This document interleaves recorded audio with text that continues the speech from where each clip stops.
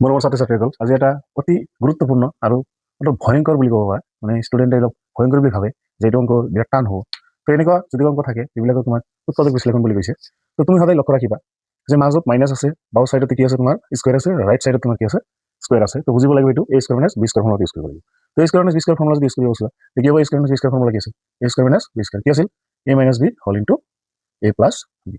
এইবিলাক হ'ল ফৰ্মুলা। এই ফৰ্মুলাটো সহজ বুজিলে চোৱা, এইখিনি স্কুৱেৰ আছে মানে গোটেইখিনি তুমি এ বুলি কনচিডাৰ কৰা, এই গোটেইখিনি তুমি বি বুলি কনচিডাৰ কৰা। তো কি হ'ব তেনেহ'লে? তুমি লিখিব পাৰা এ মাইনাছ বি, মানে কি হ'ব? যেহেতু ডাবল ডাবল আছে তো সেকেন্ড ব্ৰেকেটটো দি ল'বা। কি হ'ব? এল প্লাছ এম, এইটো হ'ল এ। তো কি আছে? এ মাইনাছ বি, তো মাইনাছ বি মান কিমান আছে? L minus M.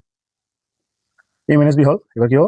এ প্লাছ বি, মানে L plus M plus L minus M. যেহেতু মাইনাছ নাই, চ' এইটো ব্ৰেকেট দিয়াৰ দৰকাৰ নাই।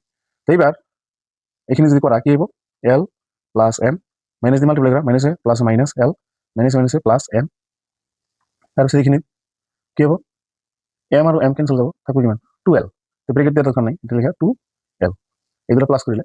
তাৰপিছত চোৱা, ইয়াতে এল আৰু এল কেঞ্চেল যাব, থাকিব কিমান? 2m। তো 2m ইনটু 2l, কেঞ্চেল কিমান আহিব? 2 2 4, 4lm, 4lm।